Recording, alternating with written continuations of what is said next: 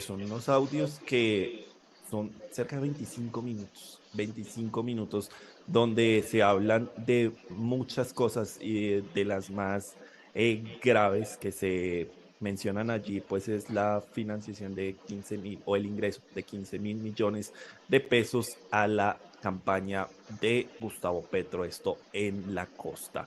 Pues Luis Alberto, empecemos hablando de este panorama y de esta lectura que se ve a causa de todos estos hechos que hoy rodean al gobierno nacional y que en definitiva ponen en una crisis política a la administración de Gustavo Petro. Afectada la institucionalidad completamente y al afectar la institucionalidad se afectan todas las organizaciones sociales, todo el entramado de la sociedad en general y se afecta, como usted lo mencionaba en el preámbulo, el, la claridad del destino del país, porque se está afectando la economía. Obviamente eso incide en las bolsas, incide en el temor de los inversionistas nacionales y extranjeros y sobre todo incide en la sensación de incertidumbre que se ha venido acrecentando desde el mismo momento en que el señor Petro se posesionó como presidente de la República, porque es que su lenguaje y su actitud desafiante y confrontacional y de choque no le ayuda mucho. Él parecería que quiere establecer como una ligazón entre el mandatario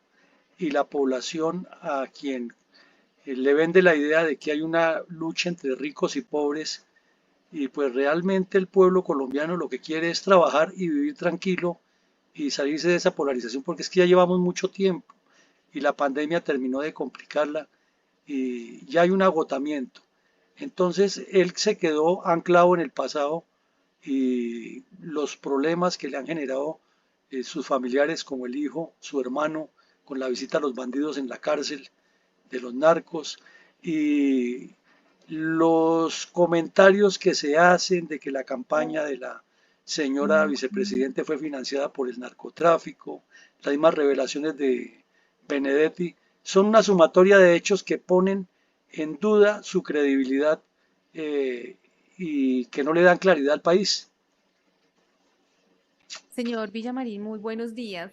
En ese sentido, ¿qué tanto daño le hace este tipo de escándalos al gobierno y si es necesario que el presidente Petro dé una explicación pues de lo acontecido o qué clase de explicación pues debería dar? Pues son dos, como dijo la ministra, usted me hace como 50 preguntas en una. Son dos puntos, ¿no? El uno es que el daño que se le causa al país es más o menos como cuando el papá y la mamá están en conflicto y los hijos están dependiendo de ellos y entonces la familia entra en crisis. Y aquí lo mismo es que el señor Petro no es transparente al comunicarse con el país, sino siempre asume una actitud de víctima, utiliza unas maniobras que son ya muy conocidas en él de buscar la confrontación. Por ejemplo, pongamos un caso concreto. Estando él en España, el Congreso quedó sin su cabeza visible, que era el señor Roy Barreras, porque una decisión judicial lo retiró del cargo.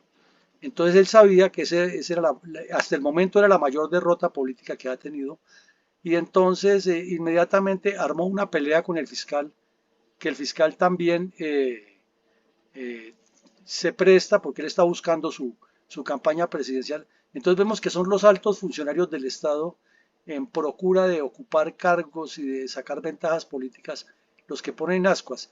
Y entonces el señor Petro, en lugar de ser claro y transparente y decirle al país, mire, la realidad es que me pasó esto, esto y esto, yo asumo tales responsabilidades y que se haga el juicio, entonces utiliza a la vicepresidente para que diga que es que la derecha está mintiendo cuando el que dijo fue Benedetti.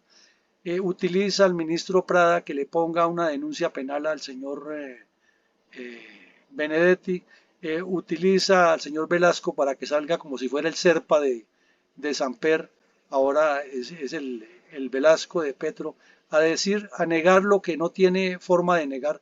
Entonces todo eso lo que genera es más confrontación y demuestra que si no hay claridad, pues no hay solución. Buenos días, señor Villamarín. Gracias por acompañarnos en Revista de la Mañana. Bueno, ahí está todo el plano, ¿no? Todo el panorama de lo que está sucediendo en torno a, digamos, esa tensión entre el gobierno. Pero aunque no hay una prueba clara de la financiación irregular de la cual se refieren los audios, sí hay un escándalo político, hay una profundidad y hay una problemática dentro de todo este ente. Pero allí también juega un papel importante el fiscal, ¿no? Y además porque él tiene una misión bastante clara frente a la oposición del gobierno actual y que también desata ciertas polémicas. ¿Cuál es la participación del fiscal en este momento, en este conflicto? Pues muchísimas gracias por la pregunta. Y es que el tema complicado de Colombia, que no es de ahora, sino de siempre, es que la dirigencia, tanto política como de altos cargos, desde el mismo momento que asumen el cargo, todos se sienten presidentes. Dice un chiste coloquial que si se invita a la Plaza de Bolívar a todos los que creen que tienen la capacidad de ser presidentes de Colombia, llenamos la plaza más que en una manifestación pública. Entonces el señor fiscal, eh, que es ficha de Iván Duque, subió allá al cargo y se ha dedicado más a una fiscalía espectáculo, que no es nuevo ahí, ¿no? Ahí vimos a Montealegre, vimos a otro que llevó hasta un brujo allá a la fiscalía, y cada fiscal que ha pasado por ahí ha considerado que es una plataforma igual que el que ha pasado por el Ministerio de Defensa. Pero en el fondo, si se les hace un examen a ellos, pues la fiscalía tampoco es que esté perfectamente, porque es una institución de seres humanos y porque tiene muchas limitaciones. Los despachos judiciales están llenos de expedientes sin resolver, entonces deberían dedicarse más bien a eso. Si quiere hacer política, pues que renuncie al cargo de fiscal y se dedique a hacer política.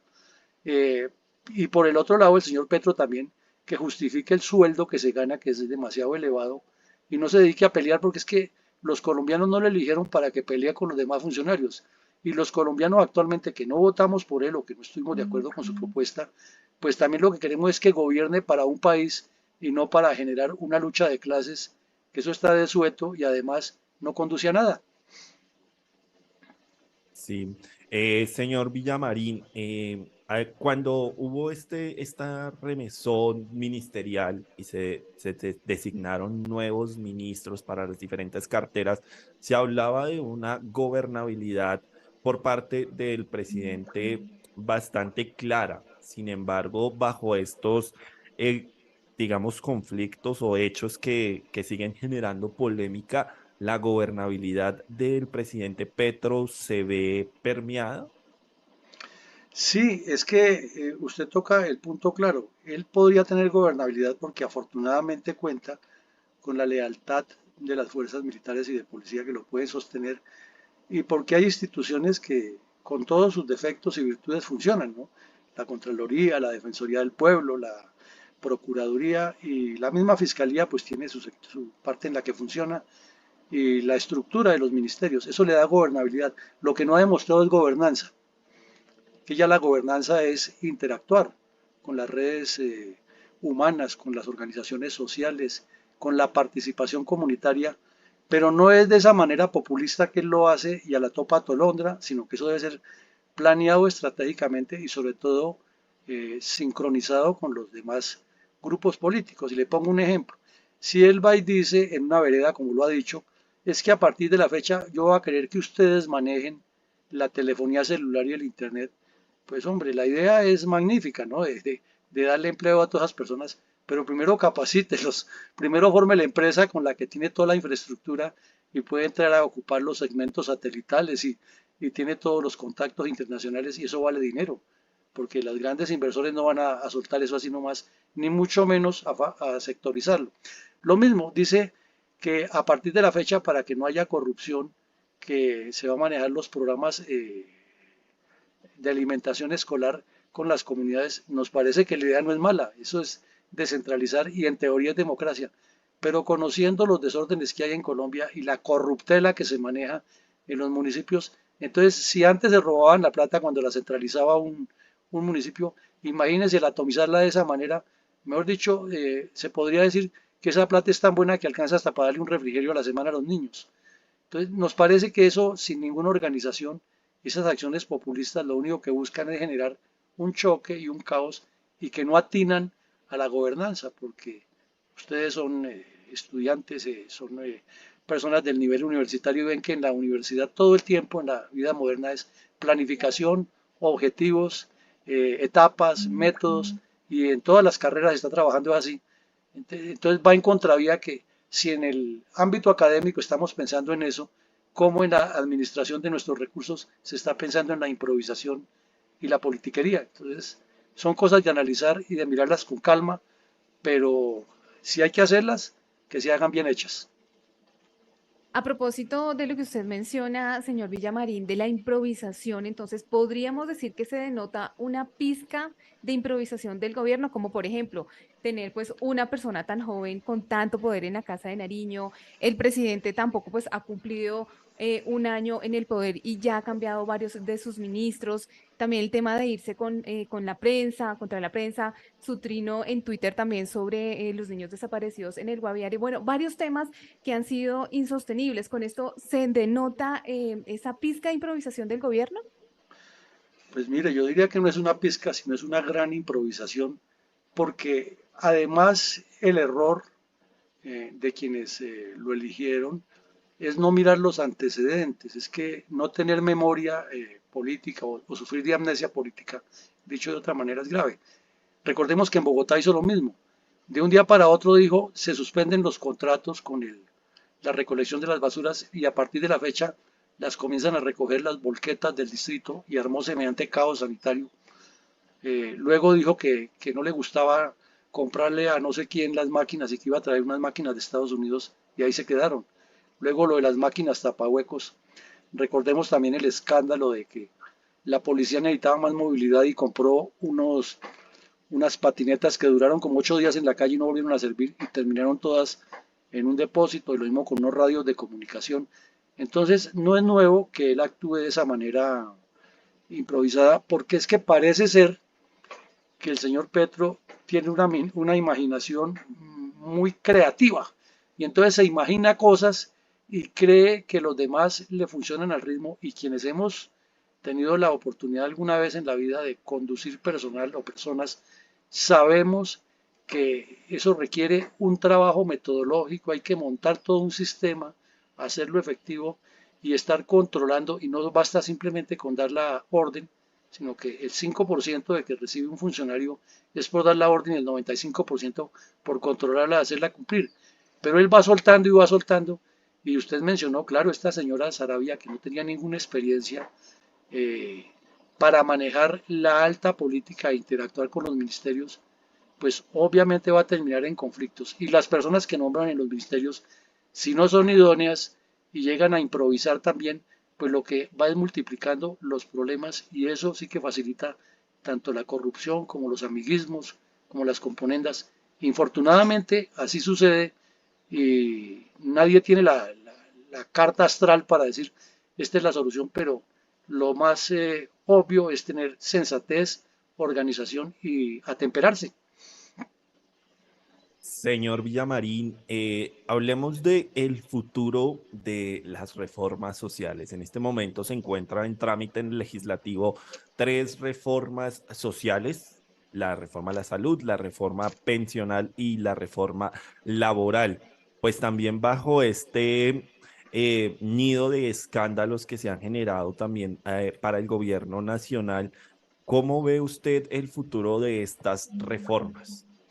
Pues es que el mismo gobierno se encargó de que esas reformas nacieran casi como que en cuidados intensivos y con tendencia a morirse, por una razón, porque a todos nos enseñan en las facultades universitarias y lo leemos en los medios y los documentos que se publican, que la política es de conversar, es de interactuar, es de negociar en el buen sentido de la palabra, y es de hacer sinergias, de hacer acuerdos que le convengan a una comunidad. Pero cuando alguien toma una decisión unilateral, sea de la corriente política que sea, ¿no? Simplemente con el argumento de que yo gané y ustedes perdieron y se va a cumplir, pues está olvidando que los que perdieron representan a un caudal. Que haya sido bien hecho o mal hecho o con otros procedimientos, bueno, eso ya es tema de otra discusión. Pero hay un caudal electoral al cual también tienen que responderle esos sectores. Y cuando se toman decisiones tan arbitrarias, como decir, yo voy a trabajar con la oposición y cuando no le funciona, la primera propuesta que hace, de una vez toma una decisión drástica y cierra los canales con la oposición, pues se le van a presentar estos problemas. Y la demostración de que él no sabe o no tiene la idea o que está mal asesorado por la joven Sarabia es lo que ocurrió con Benedetti. Petro no es ningún ignorante en política y sabe la calidad de personaje que es Benedetti, lo ambicioso que es, y Petro sabe en el fondo que Benedetti aspiraba a ser el próximo presidente de Colombia, que había tenido inclusive su rifirrafe con Barreras, que también pensaba lo mismo, o piensa lo mismo, y que fue Barreras el que le dijo póngalo en Venezuela. Pero cuando Benedetti creyó que ha cumplido su ciclo en Venezuela, que era reabrirle la conversación fluida a Petro, se regresó. Entonces tuvo ese choque. Y eso al compararlo con lo que pasa con las reformas, que es la pregunta que usted me hace, es lo mismo. Va a negociar con los liberales una cosa, con los de la U otra, y luego va a meterles el gol, o a meterles gato por liebre, y entonces chocan y ahí vienen los enfrentamientos. Nombra de ministra del Trabajo a una señora de una raigambre bastante paquidérmica. Ella todavía tiene su mentalidad en los años 60, en que la lucha de clases y que los obreros se tienen que tomar el poder y que esto hay que gobernarlo de un sistema comunista, algo que ya no cuadra en el mundo actual. Entonces esa señora sigue con esa mentalidad de las luchas obreras y el sindicalismo y Petro promoviendo eso, pues va a tener un choque porque los partidos que van a negociar la reforma laboral, por ponerle un ejemplo, pues tienen dentro de sus seguidores a personas que son de sindicatos que no están de acuerdo con esa forma de ver y van a chocar. Lo mismo con la salud, o sea, reformas sí hay que hacer porque no vamos a decir que Colombia está perfecta, pero no pueden ser impuestas a la brava, sino siempre consensuadas con las comunidades, como dice la gobernanza. Señor Villamarín, bueno, estamos viendo, ¿no? Ese lineamiento que tiene ahorita, pues, estas reformas sociales que claramente se ponen en la mesa, pues, viendo las dificultades que tiene el país. Pero volvámonos un poco en el tiempo. Este conflicto en el que sale la niñera Mesa y que por supuesto también vincula a Benedetti y a Sarabia, es un caso que viene desde el principio de año, ¿no? Es algo que ha generado tensiones y fracturas dentro o puntualmente dentro de la enemistad o amistad que tiene Sarabia con Benedetti.